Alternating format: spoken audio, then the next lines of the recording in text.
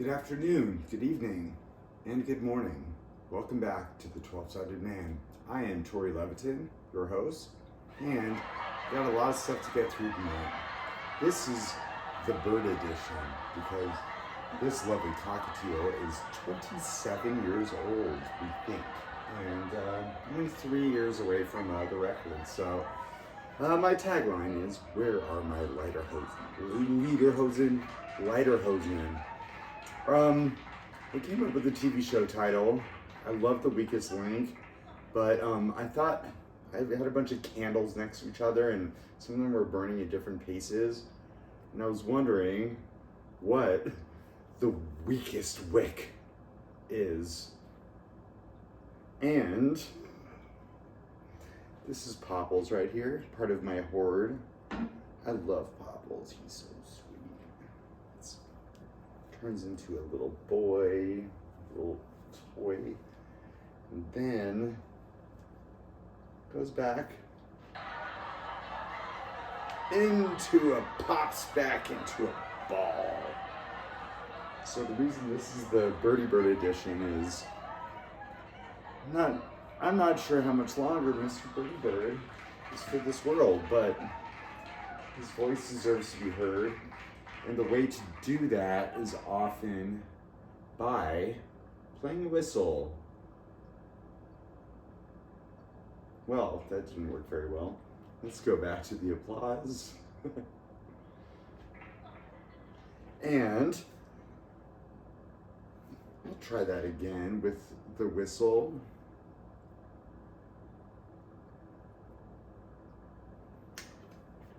Sometimes one take doesn't go the way I planned. In fact, it almost never does. All right, there we go. Thanks for all your patience. There were 2 birds back there up until January this year. There's another bird named Coco, but he was named Jojo and he was a rescue bird and he was buried outside. And Coco's name was arbitrary, like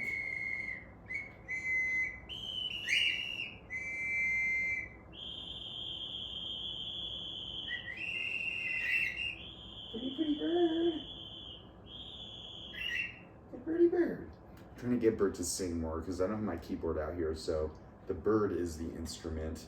I came up with this term for Coco. It's called the last dust of a frozen bird. I'm just gonna play this in.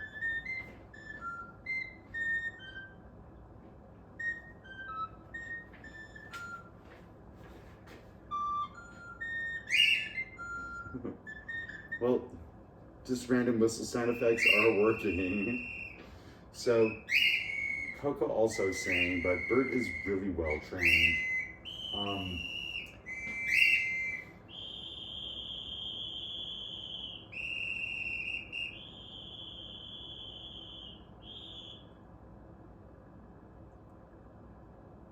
My iPad is getting old and struggling, but I'm having a good time.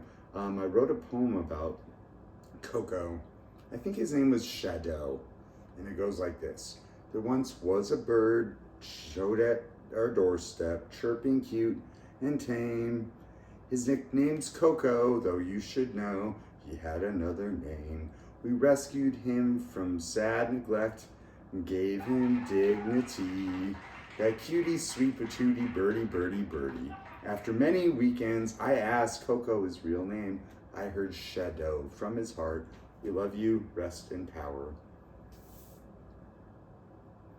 I'm working on my tech. I'm really technologically advanced. So I like calling this episode Prisons and Pastures. I mean, the bird's in kind of a prison, but we let him out, and it's also some green pastures.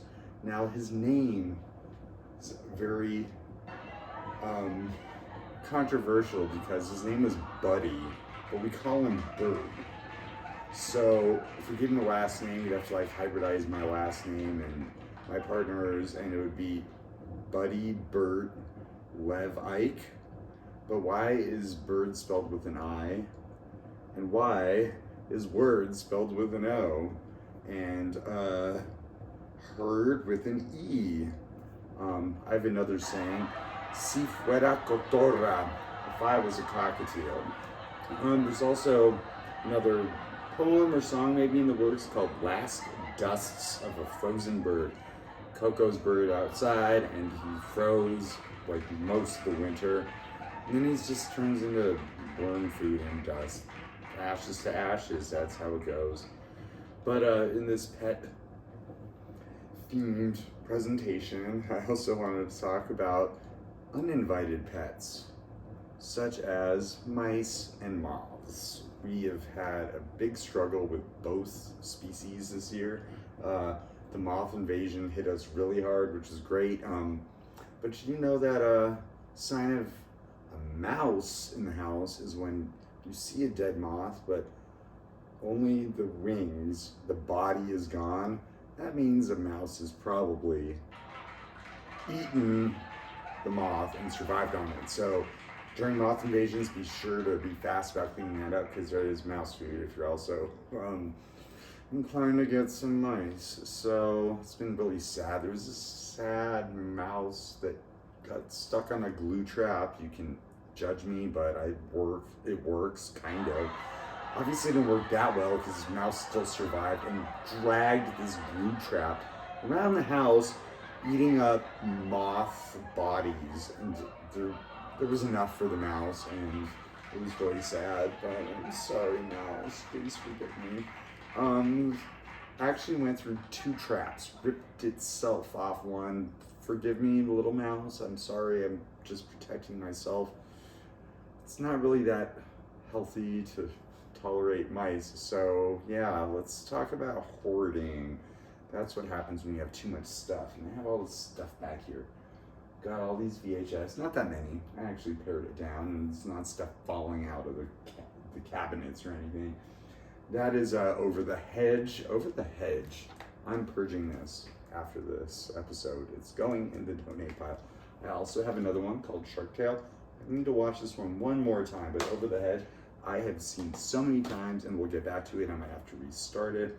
I was curious about some of these sayings of why do we say, I don't get it, curiosity killed the cat. I have never seen a dead cat because they were too curious. It never happened. Not a thing.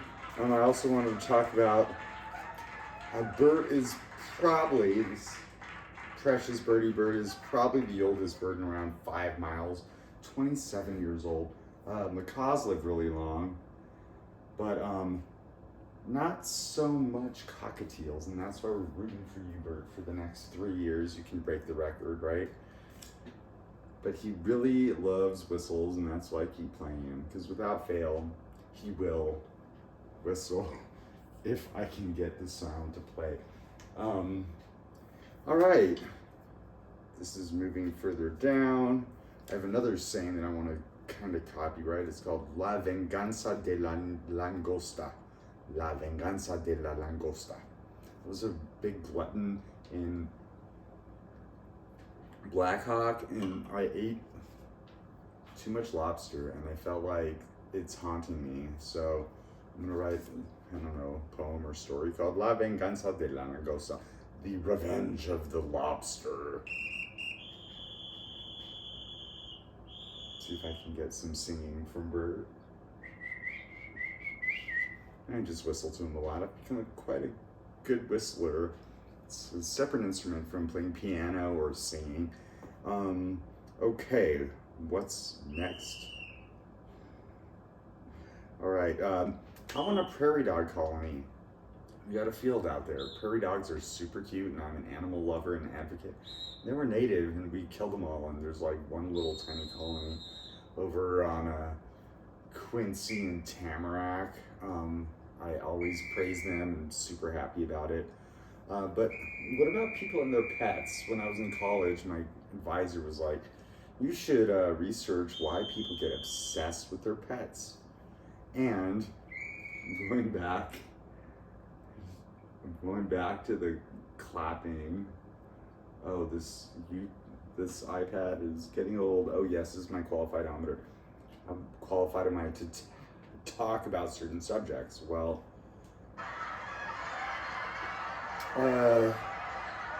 macrame, medieval crochet techniques, no idea at all. And famous Jewish sports legends. Yes, thank you, Airplane, being funniest movie ever. Lefties. What's the deal with lefties? Why? I don't understand. Oh, I like this one. I'd call it obsessive compulsive disorder, but that's the exact opposite of what people who are OCD are looking for. It's not a disorder, it's an order. It should be OCO, obsessive compulsive order. It's all order. I don't even know where this iPad's going, but it's kind of fun. What's that? A pulmonary puzzle? All right, keep talking about animals. I got a second half of this program here. With pets, all they have to do is eat, sleep, and play. They got it so well. There's no work performed by pets. They're not pets if you're performing. Like horses doing work, like your pets, I don't know if you consider them. But I tell you not, this bird has 117 lives. Not 9 like a cat. I've seen this bird fly literally into a glass window, leave a dusty imprint, and keeps living no matter what I do. So we're rooting for you, Bert. Mom, don't forget, you can customize and save with Google Control. It was inevitable. And I don't get the deal. It's not that people love their pets more than just other people. It's what they're willing to do to make sure their pet lives. I've spoken to at least 2 individuals who I said, would you trade a human life for your dog? Without question. Oh yeah, if I don't know them, yeah, save my dog. Then I kept escalating it. I was like, what about siblings? Like 2 human lives for your pet. And they're like, oh yeah, we're letting them go. I got all the way up to a village, 15,000 living individuals they would sacrifice to ensure their pet, both of them, both cases are infirm and elderly, would live another year. Like, you really kill 15,000 people for a dog. But ethics is a complicated situation, and I am an ethicist. Where am I going with this? Oh, where are my Lederhosen? Yeah, I don't know. I never had Lederhosen. But sticking on the animal theme, one more saying, we got drunk as a skunk. Skunks probably never get drunk, like ever. So if you're drunk as a skunk, you're actually probably totally sober. I know they run like a cute little way. We have skunks come through here, and I always yield. Skunks have right of way. They don't spray me. I'm not afraid. They're just adorable, and hopefully catch some mice before they get in the house. Okay, over the hedge. This is the behind the scenes going on that I've been letting run just for people who have to look at stuff. Above that's my DVD hoard, but after this runs, like I said, I'm letting go of Over the Hedge, but I also have all these VHS too. And I can find most of them on Disney Plus, but not all of them, and it's not falling out of the cabinet, so please don't judge me too harshly. I don't know what I just pushed. We have 1 Wii and 1 Super Nintendo, neither of which we really use, but here we are. Okay, now comes a big shift because we're taking a break from the animals for a minute, and we're going to talk about everything else. Languages, identity. I always like to put out a bunch of ideas and I write them down. But hoarding is actually a lot of work, like to make sure I have a good DVD collection. Even though I purge Over the Hedge, somebody else is going to give me some other DVD. And I will actually use my DVD player and watch it at some point. Let's see if I can, is this the one? I'm trying to get Bert. Just sing a little more, but I'm not finding the right one. Yeah, there was another one. Now it's just in this circle, so it takes so much work to organize stuff. Hey, I got rid of a cabinet today, a big 50-pound cabinet, and I'm okay with that. All right, I came up with a joke about the homophone, gays. Let's talk about gays. And now I'm gonna get a little PG-14, 13. The gays of Washington. Does that mean like homosexual guys in the Capitol, or is that like some guy named Washington is staring at you? It's the gays of Washington. Bert, I want you to sing more. Don't know where this is going. Okay. Another question. How many holes does a straw have? Take a straw. Ooh, I even have a straw. I should have had this prop earlier. So you're just gonna have to deal with Bert in the background.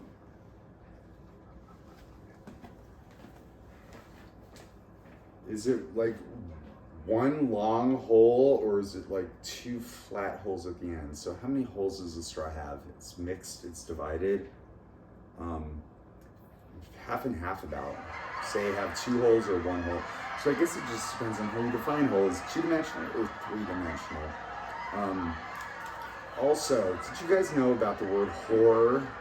H-O-A-R. Whore is during winter when it's so humid that you get a bunch of frost on stuff. It's called whore, H-O-A-R. But if I say like whore, people are like, oh, you're being mean and offensive, but whore means a whole different thing. And so does whole, going back to the HW thing. All right, so another animal metaphor. I am sick as a dog. I've seen sick dogs, but like they're not specifically more sick than everything else. I'm as sick as something that's sick all the time, which I'm not going there because, all right, moving on. To and fro. They were going to and fro, but what does fro actually mean? F-R-O. Like fro can be a hairstyle, but to and fro. If you're going somewhere fro, it's somewhere you haven't gone because you've gone to somewhere, but fro is somewhere maybe you've never gone before. And it's anywhere unexpected. Yeah, I talked a little, I warned you all, disclaimer, I'm going disclaimer mode, I'm getting political, I'm cursing, and I hope you enjoy my commentary or comedy. Banning gay. That's like banning Christmas. Do you have any idea how many Christmas songs have the word gay in them? This is so rude. Let's make the Yuletide gay. I know it's July, but it's Christmas in July. And trying again with the comedy. Is gravity a dimension? Does the rate that times things move towards each other, is it an actual dimension? Like we have time, space, and 2 dimensionals. But I think there's more that might be like, we think there's 3 dimensions, 4, there's the 5th dimension in the 70s, 60s, 70s, which I did get right on a Jeopardy question. Bullies. Behind every bully, there is a worse one. Like a serious bully, there's always somebody even meaner that we're lucky that we haven't even met, so feel a little bad for the bullies because they've probably been bullied more than you have. We can cover all that. What about Tracks with Tori? I would like to unofficially, verbally copyright Tracks with Tori. I don't even know what that means, but it just sounds good. And okay. What about the word pecan? Pecan. Oh, nice. There's 4 ways to pronounce this nut. the pecan. It's a pecan, pecan, and pecan. All four are used, so don't judge people for pronouncing words differently than you're used to. And I am a king of mispronouncing words, and we're gonna get into these. Metastasis, metastasis. It's not a happy term. It's like cells not working the way you're expecting them to work. But I read stuff first, and I just am like, how should that word be pronounced? I don't know. Nobody's ever said it to me, and I'm not looking up the complicated dictionary inflections of the vowels. All right, this is a good one. I read this word, I was probably 16, and the word is outlier.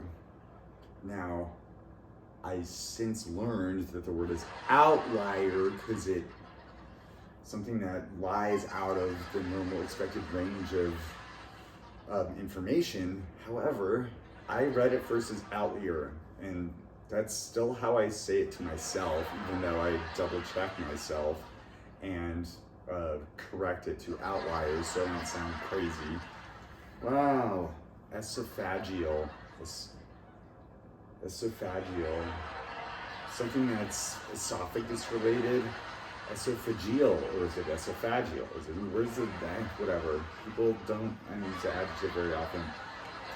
Then there's that Latin word that we mispronounce in English, emeritus. I've heard emeritus and emeritus, and I think emeritus, but you're all like, I don't want you to pronounce this way. Well, I don't care as long as you understand me. All right, we got next one is chaste, chaste. I read it first as chaste. Maybe it was a scarlet letter, I don't even know. But the first time I read that word, I was like, that's probably pronounced chaste, but now that there's the E at the end of it, it's chaste. All right, I'll be so chaste in my life. There's two places I can't unpronounce. The first one is Waukesha, Wisconsin. Although most people there call it Waukesha, I see it and I say Waukesha in my head and I just can't undo it. Another city that came up that I saw on a road trip, kind of like mini road trip in Michigan, I was like, Muskegon? And they're like, no, it's Muskegon. Well, how do we even know how it was pronounced? People who called it that and didn't make up words, and here we are. This is a Yiddish word I really like. It's called schlumpy. I don't speak Yiddish, but I'm totally dressed schlumpy. But if I put on my fancy hat, wait, yeah, like this, I've actually been using it. This is real Stetson, real North American Boston. Why do we call it American? Like, this is America speaking English. I'm like, this is Amerigo Vespucci, just named after some Italian sailor. I have no vested interest in making this country English only, ever. We should be like all speaking several languages. Yo hablo dos idiomas, español también. Yo quiero hablar del aplauso del centenario, 100-year-old applause. Anyone who is 100 that walks in the room just deserves a round of applause. Like, clap for them. They made it to 100. That's a lot of time on this earth. Good for them. I met one that was 106. Oh, she's alive now. She's got to be 109 or 110. I think the record's 120. Bless her heart, Anne Marie, motivational speaker, 106. And didn't even have a cane. Was just walking around. I love you, Anne Marie, if you're alive, and I love you in death as well. Now, can I say something about Vanna White? I really like Vanna White. When I was filming Jeopardy, we staged, as in get ready to go to the actual studio in the Wheel of Fortune studio. So I don't know if they alternate, like 1 week they'll film one show and then the other week the other. But Vanna White is actually a true hero. I spent over an hour in their Hall of Wheel of Fortune history, and this woman has given immeasurable charity to this world. Vanna White is an actual true hero, and I love you. That's my tribute. I don't know, we're going dark here. It's okay. Unionized, unionized are spelled the same. Unionized is a chemist term, and unionized is a labor term. And they're spelled the same because English is amazing. I'll repeat myself from past episodes. There's prohibition on so many things, and there's big five, like stop prohibiting stuff. Young people doing stuff. No, 15-year-olds have no rights, even though in the Bible you can drink wine. Smoking prohibition. It's a part of human culture for thousands of years. And then there's the ethics questions. Is me smoking or anyone smoking actually unethical? Is it wrong for everyone else just because of generic air pollution? And if that's the cause, I'm furious because so many of you bitches and SUVs are driving all sorts of shit and polluting the air, and you're like, you can't smoke a cigarette while you take your stupid Durango XLV 17,000 miles to nowhere where you don't have to go and pollute the atmosphere the whole way. So don't tell me I can't smoke because then you can't drive. There's also prohibition on nudity. Like, who cares? This thing is so on a loop, which is funny. Okay, what happens now? I'm trying to get Bert to sing more. Pretty Bert. And my behind the hedges cycled out, so yeah, this will be going to a donation because that's enough. All right, I'm getting close. I want to keep this shorter than usual. I wanted to substitute FOMO, fear of missing out, to ROMO. It's a regret of missing out. I'm not afraid of something not happening to me because I can't experience everything in life, and I'm not afraid. But I might regret missing out. It's like, oh, you have to go kiss the Blarney Stone because I'm a spoiled.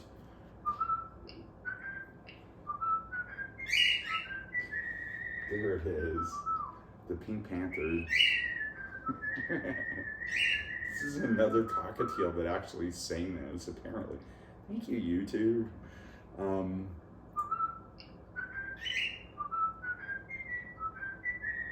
Yeah, I don't fear missing out. I regret missing out. All right, now I want to compare two terms. Propaganda and agenda. And misinformation. All right, astronomy. I'm allowed. Bert is trying to match the pitch. Astronomy. I'm pretty good at astronomy. I've studied astronomy since I was a little kid. I know more than most.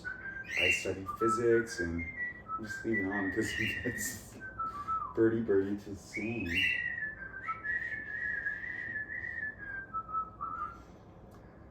All right. My favorite constellation though is Eclipses. It's off in Sagittarius, and it is a really interesting, super ancient constellation, Eclipses. Supposedly there's like 5 blue giants that have been rotating around each other for 3 billion years. Now, I will show you. I'm not that qualified to talk about astronomy, and Eclipses, I totally made it up and lied because people believe what they want. They're like, oh, this expert on astronomy. I'm really not an expert, I just know more than other people. Real experts, when you actually, people who like work in the field of astronomy, and majors and doctorates and astrophysics, they're the ones that are way up here. Eclipses is what I think we should name a constellation that we later find. But it's not currently one, and I'm sorry if I lied to you, but that's what's called propaganda. I don't know why I'd want that. Agenda is telling the truth, but just parts of what you want people to think or act, whereas propaganda is just lies.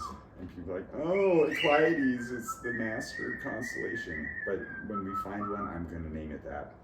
I'm sorry for all of you who have to go through grief. Grief is an interesting feeling. 12-sided man. I am a griever. I grieve like most of us. And we can't think I found your favorite Hussar.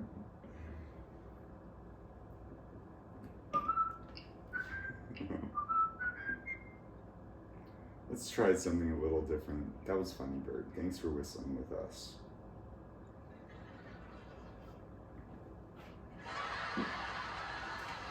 All right, I can do some accents. Oh, I haven't gone through Prohibition yet. Okay, like, don't prohibit books. Let people come to their own conclusions. I was really upset that a few Dr. Seuss books have been canceled. And it's happening on both extreme ends. On the woke end, where they're like, oh, Dr. Seuss depicted a person that might be potentially racist out of tens of thousands of images. Like, please don't cancel Dr. Seuss. And to hear that I heard it on Mulberry Street is one of my favorite books. It was like the first Dr. Seuss I read. Like, no, let's cancel. And then the complete other end of the far left is the far right, where it's like, you can't read a book about a gay character. You all extremes suck. I hate you all. I'm like kind of political, and I don't have any parties to root for because they all suck, because they're prohibiting everything. Like the Democrats are like, let's prohibit smoking, or let's prohibit cursing, or potentially offending anybody. And the Republicans are like, let's prohibit drag queen library hour. Like, what? You guys are all suck. I'm like the Tory party. All right. I think I got it all on the Prohibition. The accents is, I cannot do many Spanish accents, but I can pretend I'm in Argentina. I can sound like I'm in Mexican. And Spanish accent's a little harder. I had a lot of Spanish teachers growing up. I studied for 10 years. Maria Elena in 5th grade was my first. She's from España. Miss Reaver in 7th grade was from Haiti. 9th grade, Miss Shikes, Senora Chiquez was American. Senora Malikson was from the Filipinos. Miss Kendall was from the US. Some teacher I had, Heather Colburn, I think, freshman year of college, was American. Senora Diacao was Spanish. Romero was Colombiana. Guevara Deer was American. Marti Lopez, Espanol. And Gonzalez, my last one, was also Espanol. I had 12 different teachers over 7 years. I studied muchos años, many years, to be fluent in Spanish. And I would really encourage you all to do that as well. Working our way through really bugs me. I was in Mexico not that long ago. Amigo. I'm not most of the people's amigos when they say amigo. They're trying to rob me because I'm stereotypical. I'm sorry, but I've been to Mexico. I've spent more time in Mexico than a lot of Mexican Americans, and that is entirely true and qualifies me to have an opinion about travel in Mexico. No, I don't like that joke that much. Okay, next we have all the accents from the British Empire. There's the English, the Irish, Scottish, Australian, South African, Southern, so many different ways to speak English. It's easier for me to speak Southern English because I've heard it the most. When I try to talk like a British, I'm not as used to it, but I'm getting better. Then there's the Nell, Jodie Foster reference, the Nell accent. I can't do Nell, but it's really funny. Now the Italian accent is really easy, and I can teach you how to do it. The Italian accent, you add to the end of almost every syllable. If you talk like this all the time, you sound Italian. Pretty bird. The French accent is very difficult, and I only copy from Les Poissons, from the Little Mermaid. To do this next one's hard. Hindi. I'm not doing the accents of native speakers speaking English and what their English accent sounds like. Es otra cosa. It's another thing to just speak like them. I can't speak Hindi. But if you keep your ends very calm and your vowels very flat, you might sound kind of Hindi. I'm sorry, I'm trying to practice my vocalizations with acting. The Russian accent. No, that's German. I don't think I can do a Russian accent. Please comment and post your Russian accents. I think at the one time I tried, but after trying to do so many, I'm failing. Alright. Harry Potter. But where are my lederhosen? Okay, I want to talk about the letter F. It's called a fricative. A fricative. Causing friction with your voice. Going back to Miss Kendall, Senora Kendall. She actually wasn't that bad of a teacher, but she got totally roasted, and so did I over the same thing. It was teaching phonetics about how to shape your lips to go bah, you're using your lips or your tongue, la, la, la, the palate of your mouth, and how to make all these phonemes are called. And I learned a lot from that one lesson of Senora Kendall, but nobody else did. And I tried to teach it when I was a teacher at St. Mary's and got the same response that Miss Kendall got for teaching that kind of lesson. But I learned a lot. It's like the King's Speech. You have to pronounce your words. You have a choice of how to shape every part of your mouth. Y puedes hablar otras palabras, whatever they mean. All right, now let's go back to a different prop. And I'm going to get a little raunchy here. This is my spick and span here for a purpose. I was told as a kid, you can't say the word spick. It's mean, it's racist, it's derogatory. Never say the word spick. But if I'm like, oh, I'm gonna get my spick and span and go wipe down a surface, then it's okay.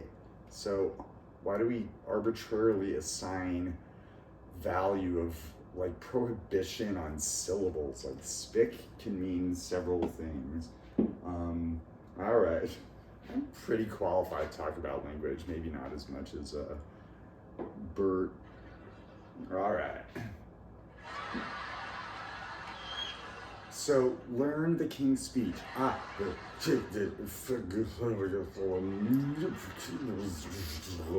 All sounds you can make. It's really actually kind of fun. Now, let's talk about some Cardi B, her wet ass pussy. We know that pussy can mean a number of things, and I don't specifically like or dislike the word pussy, but I don't like not ever being able to say it because you don't even know what I'm talking about. I'm like, oh, there's a pussy willow over there, and I'm talking about a tree. I'm not talking about demeaning some woman. Like pussycat, we've been using the word pussy as like maybe a modifier than straight up pussy, but like now it means all sorts of weird things. It also means somebody who's like really afraid of something, which I don't know how that's a body part, but I would like to, instead of WAP, I would like to come up with WAP. Instead of a wet ass pussy, it's gonna be a lazy ass pussy. And we all know what a lap is. Few other words, cock and dick. Like, I'm having a cocktail. Good for you. Suck my cock. R-rated. So then I came up with a suck my cocktail because that doesn't even mean anything. All right. Now there's the other suck mine, and the dick. Like, I shop at Dick's Sporting Goods. It's not innately a bad word. It's kind of just a word. It's a nickname for Richard. So I can say I'm going to Dick's, but I can't say suck my dick. But what I could say is suck my dick Van Dyke show. To suck my dick Van Dyke show doesn't mean anything, and I'm not being lewd or like prohibition and everything. Don't use those words. Well, do use them smartly and appropriately. Oh, this is an interesting one. This is called Agents of S.H.I.E.L.D. Season 5. It's a Marvel show. The Earth got blowed up. There's like still a crust, and there's some aliens who are trying to exploit what's left of the planet. Well, the cast was like 70% white.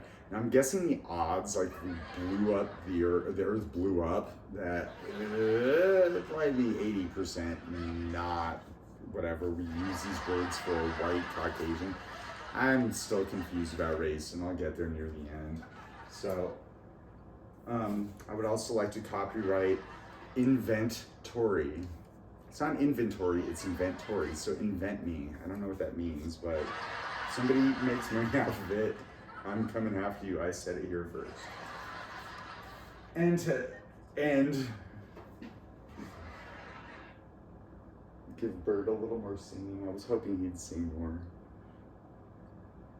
But he does like this cockatiel whistle.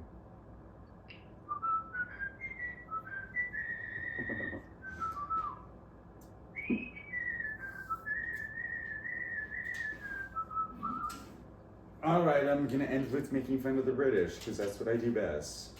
British Empire, like misnaming places, bad accents. The right of road, like, I don't get the British Empire. Why don't you switch over? The British word, the bonnet, it's a car hood. A pram is actually a better word than a stroller or a baby buggy. A pram is pushing a baby in a pram. Why would I call it anything longer than a pram? Now, Celsius and Fahrenheit. 40 degrees. What is 40 degrees? Well, in Celsius, it's stupid hot. But in Fahrenheit, it's pretty cold. So I actually prefer the American system when it comes only to temperature and not the other metrics. In Fahrenheit, 0 is really fucking cold, and 100 is really fucking hot. In Celsius, -5, -10 is really cold, and then like 35 is really hot.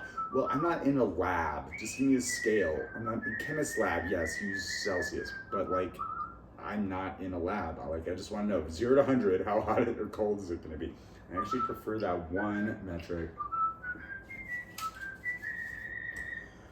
Now, sadly, we are in what I'm calling identity wars. Who are you? Who am I? Who are we? And are we gonna we have two choices. We either pick apart the slight differences between us. Well, I was from Eastern Europe instead of Northern Europe, my ancestry. So that makes me Jewish and Levitic, because even Jewish is from Judah and actually just calls all Hebrews, but Jewish is fine. And am I gay? But gay just means have a gay old time, like the Flintstones. I think Bert's getting tired. It's so late. Also Israelite. But when I was like 15 or 16, I think I registered for the PSAT, and it said check your box, and I was looking at the options, and I was like, white? Well, I'm told I'm white by other people, but how do I identify? Like, well, am I tan?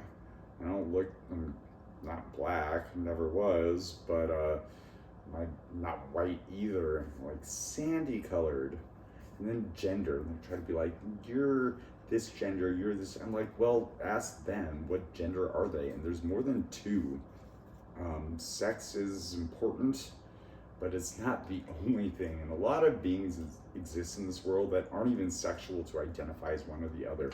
And they live anyways. Trees, a lot of ferns, they're like, we're all hermaphrodites. So there's at least 3, or then there's the non. And I don't know, like Blue, everyone's all mad about the Little Mermaid, and I'm like, well, there's no color assigned to her, and regardless of the actress, according to Greek mythology, most mermaids are blue anyways, even though Hans Christian Andersen didn't give them a color. So I haven't seen The Little Mermaid yet, but I will at some point, and I'll report back to you how good it is for those of you who have not seen it. And that is about all I have for you right now. Birdie Bird, I hope you enjoy your dessert. try to get you to sing one, but please be careful and mindful of what you listen to and think deeply, not shallowly, about big concepts like identity, comedy, language, communication. And I'll just do my best to keep playing music for y'all and wishing you all a wonderful, wonderful rest of the year. God bless.